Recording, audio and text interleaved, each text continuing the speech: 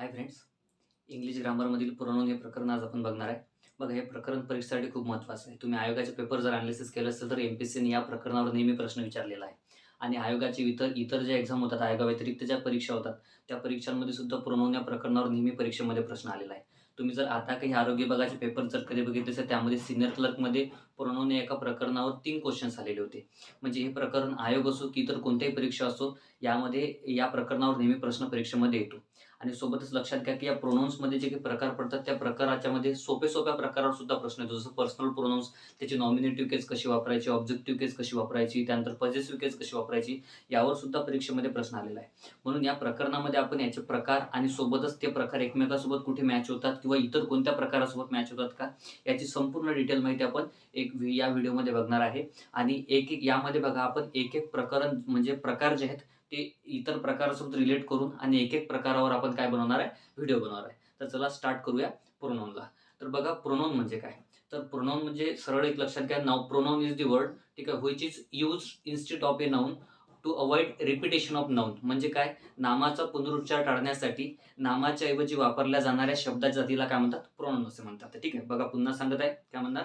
नामाचा पुनरुच्चार टाळण्यासाठी नामाच्या ऐवजी वापरल्या जाणाऱ्या शब्दाच्या जातीला काय म्हणतात? प्रोनाउन असे म्हणतात. हे एक शब्दाची जात आहे. आपल्याला माहिती आहे मराठीमध्ये सुद्धा 8 शब्दाची जाती आणि इंग्लिशमध्ये सुद्धा 8 शब्दाची जाती आहे. त्यामधली दुसरी शब्दाची जात आहे जी म्हणजे प्रोनाउन. ठीक आहे ना. आणि याचा वापर काय होतो? याचा वापर होतो नामाचा पुनरुच्चार टाळण्यासाठी नामाच्या ऐवजी. म्हणजे बघा, बऱ्याच वेळा काय होते की आपण एखाद्या विषयी जेव्हा बोलतो, व्यक्ती असो की वस्तू असो, परंतु बोलत असताना आपण त्या व्यक्तीचं किंवा वस्तूचं काय करतो, एकदाच नाव घेतो आणि नंतर त्याच्यासाठी आपण काय वापरणं सुरू करतो? प्रोनाउन वापरणं सुरू करतो. म्हणजे बोलणं काय व्यवस्थित सोयीस्कर होण्यासाठी आणि व्यवस्थित होण्यासाठी आपण प्रोनाउनचा वापर करतो. उदाहरणाच्या स्वरूपात इथेच एक वाक्य लिहिलं आहे मी, बघा एक वाक्य लिहिलं आहे, Ram is a student and Ram is a good player too. वाक्य लिहिलेलं आहे. म्हणजे याचा वाक्याचा अर्थ काय होतो की राम हा एक काय विद्यार्थी आहे आणि राम हा एक चांगला खेळाडू सुद्धा आहे. म्हणजे मी काय केलंय की 2 वाक्यामध्ये 2दा राम वापरलं. इथे सुद्धा वापरलं, राम हा एक काय विद्यार्थी आहे आणि राम हा एक चांगला प्लेअर सुद्धा आहे. मग असं बोलण्याच्या ऐवजी मी हे वाक्य कसं बोलायला पाहिजे होतं की राम हा एक विद्यार्थी आहे आणि तो एक चांगला प्लेअर सुद्धा आहे. म्हणजेच हा राम जो आहे, मी डबल वापरून काय केलं, वाक्याला काय केलं म्हणजे थोडंसं म्हणजे जे बोलण्यासाठी आपण अयोग्य करून ठेवलं. मग जर या रामच्या ठिकाणी मी जर कधी तो वापरायचा, म्हणजे इंग्लिशमध्ये मी जर कधी ही वापरला, तर ही कोणासाठी वापरत आहे मी? प्रोनाउन्स, नामासाठी वापरत आहे. म्हणून नामाचा पुनरुच्चार टाळण्यासाठी म्हणजे वाक्य बघा, आता जर असं वाक्य मी जर कधी बोललो की Ram is a student and he is a good player too, तर हे वाक्य काय बोलताना मध्ये सोयीस्कर आहे, कारण आपण 2दा नामाचा उच्चार केला नाही आणि बोलणाऱ्याला समजून सुद्धा गेलाय की आपण काय करताय, रामबद्दलच बोलत आहे. म्हणून वाक्य काय केलंय, म्हणून आपण प्रोनाउन कशाला म्हणतो? Pronoun is the word which is used instead of a noun to avoid repetition of noun is called pronoun. ठीक आहे, हा एक भाग तुम्हाला लक्षात ठेवायचा आहे. म्हणजे नामाचा पुनरुच्चार टाळण्यासाठी नामाच्या ऐवजी वापरल्या जाणाऱ्या शब्द जातीला काय म्हणणार आपण? प्रोनाउन असे म्हणणार. मग 2दा राम उच्चारण्याच्या ऐवजी एकचदा राम उच्चारला सुरुवातीला आणि नंतर त्याच्यासाठी आपण काय वापरणं सुरू केले? सर्वनाम वापरणं सुरू केले, ज्यामुळे काय झालंय की आपलं कम्युनिकेशन किंवा कन्व्हर्सेशन काय झालं, एक योग्य झालं, ऐकण्याला किंवा बोलण्याला व्यवस्थित झालं. तर हा एक प्रॉपर यूज आहे त्या प्रोनाउनचा. लक्षात घ्या की कशासाठी वापर करतो आपण? नामाचा पुनरुच्चार टाळण्यासाठी नामाच्या ऐवजी आपण वापर करतो. ठीक आहे. आता एक लक्षात घ्या की प्रोनाउन हेच प्रकरण इंग्लिशमध्ये सुद्धा आहे, हेच प्रकरण मराठीमध्ये सुद्धा आहे. तर थोड्या याबद्दलच्या गोष्टी आपण क्लिअर करू या दोन्ही विषयासंबंधीच्या. कारण मी तुम्हाला एक गोष्ट नेहमी सांगत आहे की बघा, लक्षात घ्या की आपल्याला जे मराठी ग्रामर आहे आणि जे इंग्लिश ग्रामर आहे यामध्ये बरंच साम्य आहे. जर तुम्हाला ते साम्य जर कधी ओळखता आलं तर इंग्लिश ग्रामर आणि मराठी ग्रामर हे एकदम सोपी जाते. ठीक आहे. आता यामध्ये एकाच ठिकाणी मग त्या सर्व गोष्टी तुम्ही समजून घेण्याचा जर कधी प्रयत्न केला तर तुम्हाला त्या लक्षात ठेवायला आणि शिकायला एकदम सोपी जातील. जसं यामध्ये लक्षात घ्या की प्रोनाउन, आपण आता इंग्लिशमध्ये आहे, तर प्रोनाउन इंग्लिशमध्ये प्रोनाउनचे प्रकार जे आहेत ते एकूण 9 प्रकार आहेत. किती प्रकार आहेत? एकूण 9 प्रकार. लक्षात घ्या. त्यामध्ये प्रकार सुद्धा मी तुम्हाला एकदम ओरली बोलून सांगतो. त्यामध्ये बघा, एक पहिला प्रकार येणार पर्सनल प्रोनाउन्स, दुसरा प्रकार त्यामध्ये रिफ्लेक्सिव्ह प्रोनाउन, तिसरा प्रकार त्यामध्ये इम्फॅटिक प्रोनाउन, त्यानंतर चौथा प्रकार त्यामध्ये डेमॉन्स्ट्रेटिव्ह प्रोनाउन, पाचवा प्रकार डिस्ट्रीब्युटिव्ह प्रोनाउन, सहावा प्रकार इंट्रोगेटिव्ह प्रोनाउन, सातवा प्रकार इनडेफिनेट प्रोनाउन्स, त्यानंतर आठवा प्रकार येणार त्यामध्ये रिसिप्रोकल प्रोनाउन्स आणि नववा प्रकार त्यामध्ये येणार रिलेटिव्ह प्रोनाउन्स. असे एकूण 9 प्रकार सर्वनामाचे त्यामध्ये पडतात इंग्लिशमध्ये. ठीक आहे. पण मराठी ग्रामरमध्ये जर तुम्ही लक्षात घेतलं, कशामध्ये? मराठी व्याकरणामध्ये. तर मराठी व्याकरणामध्ये लक्षात घ्या की मराठी व्याकरणामध्ये प्रकार जे आहेत सर्वनामाचे किती पडतात? तर 9 नाही पडत, तर ते पडतात 6 प्रकार. किती प्रकार पडतात? 6 प्रकार. ज्यामध्ये तुम्हाला काय म्हणता येईल, ज्यामध्ये तुम्हाला पुरुषवाचक सर्वनाम म्हणता येईल, आत्मवाचक सर्वनाम म्हणता येईल, दर्शक सर्वनाम म्हणता येईल, संबंधित सर्वनाम म्हणता येईल, अनिश्चित किंवा सामान्य सर्वनाम म्हणता येईल. ठीक आहे. या स्वरूपातले तुम्हाला असे अनेक प्रकार त्यामध्ये तुम्हाला एकंदरीत 6 प्रकार तुम्हाला त्यामध्ये सांगता येतील. ते म्हणजे कशामध्ये, प्रश्नार्थक सर्वनाम सुद्धा त्यामध्ये आलं, मराठीमध्ये. मग मराठीमध्ये सर्वनामाचे प्रकार किती पडतात, 6. आणि मराठीमध्ये सर्वनामे किती आहेत, तर मराठीमध्ये सर्वनामे आहेत एकूण 9. किती सर्वनामे आहेत, 9. ते म्हणजे कोणते, तर मी, तू, तो, हा, जो, कोण, काय, आपण, स्वतः. यामध्ये मराठीमध्ये प्रश्न आलेला आहे की सर्वनामाचे प्रकार किती आणि एकूण सर्वनामे किती. ठीक आहे. पण इथे इंग्लिशमध्ये येणार नाही, पण फक्त लक्षात ठेवा की इंग्लिशमध्ये प्रोनाऊन्स किती आहेत, 9 आहेत.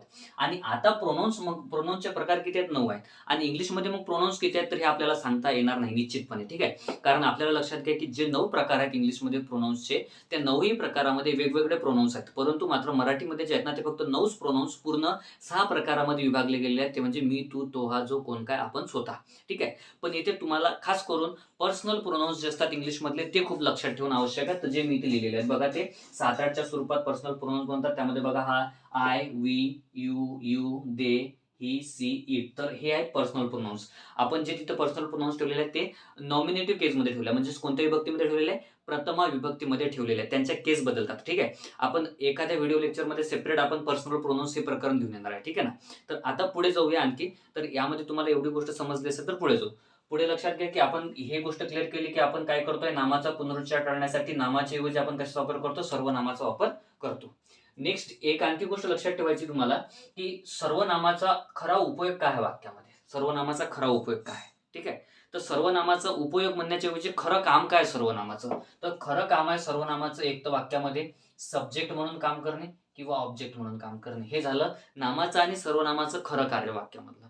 या व्यतिरिक्त जर ते इतर कोणतेही काम करत असतील वाक्यामध्ये तर ते त्यांचं मूळ काम नसते, ते त्यांचं साधित काम असते, सिद्ध काम नसते. लक्षात ठेवा. आणि नामाचं आणि सर्वनामाचं वाक्यामध्ये खरं कार्य आहे ते म्हणजे काय म्हणून काम करणे, एक तर सब्जेक्ट म्हणून काम करणे किंवा ऑब्जेक्ट म्हणून काम करणे. याबद्दलची डिटेल माहिती मी तुम्हाला नंतर सांगणारच आहे. ठीक आहे. आता जे 9 प्रकार आहेत त्या 9 प्रकारापैकी आपण 2 सारखे प्रकार इथे बघणार आहेत, ज्यामधलं तुमचं कन्फ्युजन आपण इथेच दूर करणार आहे. कारण या प्रकरणावर आयोगाने खूपदा प्रश्न विचारले, 17ला 18ला सुद्धा यावर प्रश्न आलेले आहेत एमपीएससीच्या वेगवेगळ्या परीक्षांमध्ये. तर त्यामधले 2 प्रकार आहेत ते म्हणजे कोणते, रिफ्लेक्सिव्ह प्रोनाऊन आणि एक आहे एम्फॅटिक प्रोनाऊन. रिफ्लेक्सिव्ह प्रोनाऊन आणि एम्फॅटिक प्रोनाऊन जे आहेत ते लिहिण्यासाठी सारखेच आहेत, परंतु वापरण्यासाठी अर्थाच्या दृष्टीने वेगवेगळे आहेत. लक्षात ठेवा. आता रिफ्लेक्सिव्ह प्रोनाऊन म्हणजे काय, तर रिफ्लेक्सिव्ह प्रोनाऊन म्हणजे होते आत्मवाचक सर्वनाम. कोणतं सर्वनाम होणार, आत्मवाचक सर्वनाम. याला म्हणणार आपण आत्मवाचक सर्वनाम. आणि एम्फॅटिक प्रोनाऊन म्हणजे काय होते, जोरदर्शक सर्वनाम. काय म्हणणार त्याला आपण, जोरवाचक किंवा जोरदर्शक सर्वनाम. हे आहे एम्फॅटिक प्रोनाऊन. आता कोणाला म्हणायचं आत्मवाचक सर्वनाम आणि एम्फॅटिक प्रोनाऊन्स. ठीक आहे. आत्मवाचक प्रोनाऊन्स आणि म्हणजे रिफ्लेक्सिव्ह प्रोनाऊन आणि एम्फॅटिक प्रोनाऊन कोणाला म्हणायचं, तर एक लक्षात घ्या, बोलणारा व्यक्ती स्वतः या अर्थाने जेव्हा बोलतो तेव्हा त्याला रिफ्लेक्सिव्ह प्रोनाऊन्स किंवा एम्फॅटिक प्रोनाऊन्स असे म्हणतात. म्हणजे स्वतःचा उच्चार होतो. कशाचा होतो, स्वतःचा उच्चार होतो. म्हणजेच इंग्लिशमध्ये जे काही इंग्लिशमध्ये स्वतःचा अर्थ वापरण्यासाठी आपण सेल्फ किंवा सेल्फचा वापर करतो, मान्य आहे. तर आता यामध्ये लक्षात घ्या की जे कोणतेही सेल्फ किंवा सेल्स लावून आलेले जे प्रोनाऊन्स असतील ते सर्व प्रोनाऊन्स आहेत इंग्लिशमध्ये एक तर रिफ्लेक्सिव्ह प्रोनाऊन्स किंवा एम्फॅटिक प्रोनाऊन, म्हणजे दोन्ही पण आहेत. एवढं लक्षात ठेवायचं. ठीक आहे. तर ते बनतात कसे किंवा कोणते आहेत हे सुद्धा आपण इथे क्लिअर करूया. आणि तुम्हाला ते पाठ ठेवायचे, कारण बऱ्याच वेळा मिस्टेक नाही झाली पाहिजे. मी सेल्फ होते की माय सेल्फ होते, ठीक आहे ना, यू सेल्फ होते की युअर सेल्फ होते. म्हणून या सर्व गोष्टी तुम्हाला पाठ ठेवायच्या आहेत. ठीक आहे. तर ते आपण जे आहेत रिफ्लेक्सिव्ह प्रोनाऊन्स किंवा एम्फॅटिक प्रोनाऊन्स कोणते आहेत तर ते एकदा आपण बघून घेऊया. यामध्ये बघा पहिलं आहे, आता त्यामध्ये मी काय म्हटलं तुम्हाला, सेल्फ किंवा सेल्स लागून आलेले प्रोनाऊन्स कोणते राहते, रिफ्लेक्सिव्ह प्रोनाऊन किंवा एम्फॅटिक प्रोनाऊन. आता यामध्ये लक्षात घ्या, सेल्फ जो आहे तो सिंग्युलर आहे. सेल्फ कसा आहे, सिंग्युलर आहे. म्हणजे सिंग्युलर प्रोनाऊन सोबत सेल्फ लागेल. ठीक आहे ना, एम्फॅटिक मध्ये किंवा रिफ्लेक्सिव्ह मध्ये. आणि सेल्फ जो आहे तो प्लुरल आहे. तो कसा आहे, प्लुरल आहे. म्हणजेच जेव्हा आपण या रिफ्लेक्सिव्ह प्रोनाऊन किंवा एम्फॅटिक प्रोनाऊन मध्ये आपण जेव्हा सेल्फ लावणार तो कोणत्या प्रोनाऊन लागेल, प्लुरल प्रोनाऊन लागेल. ठीक आहे. एवढ्या गोष्टी तुम्हाला इथे लक्षात ठेवायच्या आहेत. म्हणून लक्षात घ्या, यामध्ये आपण आय म्हटलेलं आहे. आय जे आहे ते सिंग्युलर आहे, म्हणून आय जे आहे पर्सनल प्रोनाऊन्स आहे. इकडले सर्व पर्सनल प्रोनाऊन्स आणि इकडले रिफ्लेक्सिव्ह प्रोनाऊन्स किंवा आपण एम्फॅटिक प्रोनाऊन्स त्याला म्हणणार. तर मग आयचं रिफ्लेक्सिव्ह प्रोनाऊन्स काय बनते, माय सेल्फ बनते. त्यानंतर वीचं काय बनते, अवर सेल्फ. ठीक आहे. इथं बघा सेल्फ लागला कारण सिंग्युलर होता आणि वी काय प्लुरल आहे म्हणून काय झाला, सेल्फ लागलेला आहे. त्यानंतर आहे यूचं युअर सेल्फ. मग आता आपल्याला माहिती आहे यू जो आहे तो आपण एकवचनी सुद्धा वापरतो आणि यू जो आहे तो आपण प्लुरल सुद्धा वापरतो, दोन्ही स्वरूपात वापरतो. म्हणून जर तो एकवचनी असेल तर तुम्ही काय म्हणणार यूला युअर सेल्फ म्हणणार, आणि तो जर कधी प्लुरल असेल तर काय म्हणणार तुम्ही त्याला युअर सेल्फ म्हणणार. ठीक आहे, ह्या गोष्टी तुम्हाला लक्षात ठेवायच्या आहे. म्हणजे मी स्वतः, आम्ही स्वतः, तू स्वतः, तुम्ही स्वतः या स्वरूपातला त्याचा अर्थ होणार आहे. ठीक आहे ना. नेक्स्ट आहे बघा दे आहे, तर त्याचा काय म्हणणार देम सेल्फ बनेल, कारण प्लुरल आहे. हिचा याचं काय बनेल हिम सेल्फ बनेल, सीचं बनेल हर सेल्फ आणि इटचं बनेल इट सेल्फ. अशा स्वरूपात रिफ्लेक्सिव्ह प्रोनाउन्स आहेत या सर्व पर्सनल प्रोनाउन्सचे, आणि यांचाच वापर काय होणार आहे रिफ्लेक्सिव्ह मध्ये आणि एम्फॅटिक मध्ये परीक्षेमध्ये येणार. मग आता परीक्षेमध्ये प्रश्न कसा येतो, परीक्षेमध्ये प्रश्न येतो हे ऑलरेडी एखाद्या वाक्यामध्ये वापरलेले असतात, म्हणजे सेल्फ किंवा सेल्स लागलेले प्रोनाउन्स ऑलरेडी वापरलेले असतात, आणि तुम्हाला म्हणतात मग आयडेंटिफाय द अप्रोप्रिएट प्रोनाउन. ठीक आहे ना, identify the appropriate type of pronoun अशा स्वरूपात तुम्हाला प्रश्न परीक्षेमध्ये येऊ शकतो. मग यामध्ये क्लिअर करा की आपल्याला जो प्रश्न अशा स्वरूपात जर कधी आला तर तुम्हाला ऑप्शन्स ठेवतील ते रिफ्लेक्सिव्ह प्रोनाउन, एम्फॅटिक प्रोनाउन किंवा डेमॉन्स्ट्रेटिव्ह प्रोनाउन किंवा डिस्ट्रीब्युटिव्ह प्रोनाउन्स. मग आता यामध्ये तुम्हाला ह्या दोन गोष्टी क्लिअर करता आल्या पाहिजे की ते रिफ्लेक्सिव्ह प्रोनाउन कोणता आहे आणि त्यामध्ये एम्फॅटिक प्रोनाउन कोणता, कारण सारख्या स्वरूपात जर कधी आलं असेल तर ह्याच गोष्टी आपण इथे क्लिअर करणार आहे की आपल्याला कोणत्या प्रकाराला किंवा कोणत्या उदाहरणाला रिफ्लेक्सिव्ह टिक करायचा आणि कोणत्या उदाहरणाला आपण एम्फॅटिक टिक करायचा, हा एक भाग तुम्हाला लक्षात घ्यायचा आपण इथे शिकणार आहे. पुढे आणखी याच्यावर कसा पद्धतीचा प्रश्न येणार, तर तुम्हाला वाक्य ठेवलं जाणार आणि ब्लँक सोडेल. ठीक आहे ना, आणि ब्लँक सोडल्यानंतर तुम्हाला वाक्यामध्ये fill in the blank with appropriate pronoun, fill in the blank with appropriate pronoun. मग त्यामध्ये तुमच्यासमोर myself, ourself, ourself यासारखे ऑप्शन्स तुमच्यासमोर ठेवतील. मग या दोन प्रकारचाच प्रश्न या दोन प्रकारावर येणार आहे. ठीक आहे, तर एवढी गोष्ट तुम्हाला लक्षात ठेवायची आहे. आता पुढे जाऊ. आता रिफ्लेक्सिव्ह प्रोनाउन म्हणजे काय, कर्त्याने एखादी क्रिया स्वतः केलेली आहे, कारण याचा काय होते आत्मवाचक आहे. कर्त्याने याचा अर्थ होणार स्वतः आणि याचा अर्थ होणार स्वतःच. ठीक आहे, कर्त्याने एखादी क्रिया स्वतः केलेली आहे, म्हणजेच कर्त्याने एखादी क्रिया स्वतः केलेली आहे हे सांगण्यासाठी आपण कोणत्या सर्वनामाचा वापर करणार, प्रोनाउनचा वापर करणार, रिफ्लेक्सिव्ह प्रोनाउनचा वापर करणार. आणि एखादी क्रिया कर्त्यानेच स्वतः केलेली आहे हे जर कधी आपण जोर देऊन जर कधी सांगितलं असेल तर आपण कशाचा वापर करणार, एम्फॅटिक प्रोनाउनचा वापर करणार. म्हणजे वाक्यामध्ये फरक कसा राहणार लक्षात घ्या. वाक्यामध्ये फरक राहणार म्हणजे एक वाक्य मी लिहू शकतो उदाहरणार्थ ही डिड इट, बघा ही डिड इट हिमसेल्फ, हे एक वाक्य जर मी ठेवलं, बघा वाक्य ठेवताय हेच वाक्य ही डिड इट हिमसेल्फ, हे एक वाक्य ठेवलं तर या वाक्यामध्ये बघा या वाक्याचा अर्थ होतो की ते त्यानेच केले, म्हणजे बघा जोर देऊन सांगितलं जाणार आहे. हे जे मी इथं हिमसेल्फ वापरलाय ना याचा वाक्याचा अर्थ होतो का ते त्यानेच केले, म्हणजे जोर, त्याच्या व्यतिरिक्त कोणीही केले नाही, म्हणजे जोर देऊन सांगितलं, म्हणजे कोण केले, ह्या हिनेच ती क्रिया केली. मग जेव्हा जोर देऊन सांगितलं तर या वाक्याचा अर्थ जोर देऊन आहे. मग आता तर जोर देऊन कसा समजायचा ते तुम्हाला थोड्या वेळात सांगतोच, फक्त अर्थ लक्षात घ्या की काय होणार आहे. या वाक्याचा अर्थ होतो का ते त्यानेच केले, म्हणजे हिच्या व्यतिरिक्त दुसरं कोणीही केले नाही, म्हणजे काय सांगितलं आपण जोर देऊन सांगितलं. आणि जर मी हेच वाक्य जर कधी अशा स्वरूपात बोललो तर लक्षात घ्या वाक्याचा अर्थ सुद्धा बदलेल आणि मिनिंग सुद्धा बदलेल. ठीक आहे, म्हणजेच काय, आता जर मी म्हटलं ही डीड आता घेणार हिमसेल्फ. ठीक आहे, himself it, he did himself it. ठीक आहे, तर आता त्या वाक्याचा अर्थ होतो का ते त्याने स्वतः केले, आता जोर देऊन नाही पण काय म्हणणार ते त्याने स्वतः केले. मग फक्त एवढं, हे बघा इथे काय होत आहे ते त्यानेच केले जोर देऊन. ठीक आहे, म्हणजे त्याने स्वतःच केले, याच्या व्यतिरिक्त कोणी केले नाही. आणि इथं काय होत आहे त्याने स्वतः ते केले, त्याने स्वतः ते केले. मग फरक आहे फक्त लक्षात घ्या, दोन्ही वाक्यामध्ये वापरला वेगवेगळ्या पद्धतीनं आहे तर मिनिंग सुद्धा काय निघत आहे वेगवेगळा निघत आहे. हा दोन भाग इथे तुम्हाला चांगल्या प्रकारे समजून घ्यायचा आहे. ठीक आहे, तर अशा स्वरूपात राहणार त्याचा. एक काय फक्त सांगेल एखादी क्रिया कर्त्याने स्वतः केलेली आहे एवढं सांगेल, आणि एखादी क्रिया कर्त्याने स्वतःच केलेली आहे हे जोर देऊन सांगेल, त्याला म्हणणार आपण एम्फॅटिक प्रोनाउन.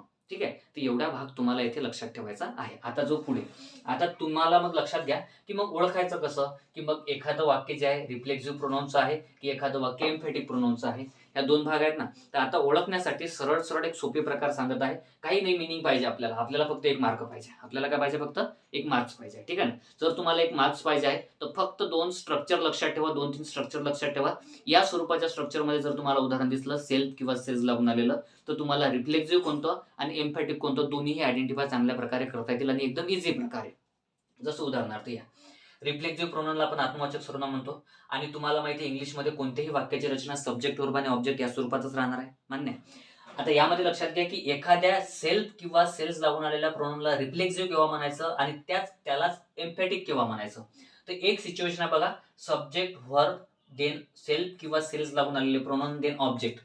म्हणजे बघा व्हर्बच्या नंतर तो हेल्पिंग व्हर्ब असो की मेन व्हर्ब असो, लक्षात घ्या म्हणजे मेन व्हर्बच्या नंतर समजून घ्या तुम्ही. हा, जर मेन व्हर्बच्या नंतर जर कधी सेल्फ किंवा सेल्फ लागून आलेला प्रोनाउन ठेवला गेला असेल तर त्या प्रोनाउनला फक्त म्हणायचं कोणतं, रिफ्लेक्सिव्ह प्रोनाउन किंवा आत्मवाचक सर्वनाम. म्हणजे हे वाक्य काय सांगेल मग, फक्त ती क्रिया कर्त्याने स्वतः केलेली आहे एवढंच सांगेल. ठीक आहे, ही एक सिच्युएशन लक्षात ठेवायची.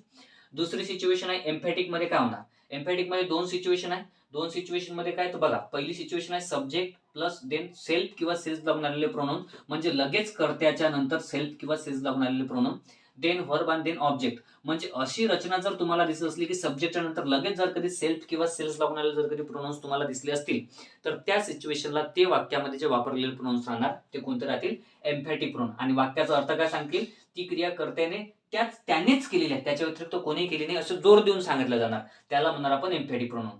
दुसऱ्या स्वरूपात त्यामध्ये काय राहणार, सब्जेक्ट व्हर्ब आणि ऑब्जेक्ट हे वाक्य असं राहणार. आणि वाक्याच्या शेवटी काय ठेवलं जाणार, वाक्याच्या शेवटी ठेवलं जाणार सेल्फ किंवा सेल्फ लागून आलेले प्रोनाउन्स. तर या दोन सिच्युएशन मध्ये जर तुम्हाला सेल्फ किंवा सेल्फ लागून आलेले प्रोनाउन्स दिसले तर समजून जायचं ते काय राहणार, एम्फॅटिक प्रोनाउन्स राहतील. ह्या दोन सिच्युएशन्स तुम्हाला इथे चांगल्या प्रकारे समजून घ्यायच्या आहेत. ठीक आहे, मग आता वाक्याच्या स्वरूपात पुढे जाऊ. आणि आपण इथे बघा 5 वाक्य लिहिलेले आहेत. हे 5ही सेंटेन्स जे आहे ते एमपीएससी मध्ये आलेले आहेत. ठीक आहे, एमपीएससीच्या विविध परीक्षांमध्ये आलेले आहेत आणि म्हणून मी आयोगाची उदाहरणं स्वतःहून तिथे ठेवलेली आहेत की तुम्हाला कळावं की एमपीएससी मध्ये सुद्धा यावर प्रश्न आलेला आहे म्हणून. तर बघा यामधलं पहिलं वाक्य आहे ते म्हणजे बघा, he saw himself in the mirror. He saw himself in the mirror. वाक्याचा अर्थ होते की त्याने स्वतःला मिरर मध्ये बघितले, त्याने स्वतःला मिरर मध्ये बघितले म्हणजे आरशात बघितले. मग आता जो आहे हिमसेल्फ जो आहे तो बघा कुठे आला, हा मेन व्हर्बच्या नंतर आला. कुठे आला, मेन व्हर्बच्या नंतर आला. मग मेन व्हर्बच्या नंतर जर कधी आला असेल सेल्फ किंवा सेल्फ लागून आलेला प्रोनाउन, तो कोणता प्रोनाउन ना, रिफ्लेक्सिव्ह प्रोनाउन. आणि वापरताना जर तुम्हाला इथे जर कधी ब्लँक ठेवले असेल म्हटलं असतं fill in the blank with appropriate pronoun, तर तुम्हाला तिथे हिमसेल्फच वापरावं लागलं असतं, कारण ही आहे आणि हीचा रिफ्लेक्सिव्ह प्रोनाउन किंवा एम्फॅटिक प्रोनाउन काय बनतो, हिमसेल्फ बनतो. म्हणून पहिल्या वाक्यामध्ये कोणत्या प्रकारचं प्रोनाउन आलेलं आहे, रिफ्लेक्सिव्ह प्रोनाउन आलेलं आहे. दुसरं वाक्य बघा, दुसरं वाक्याचा अर्थ काय, I have completed it myself. म्हणजे मी ते स्वतःच पूर्ण केले, बाकी कोणी नाही केले. कोणी केले, मी स्वतःच केले, याच्या व्यतिरिक्त कोणी केले नाही.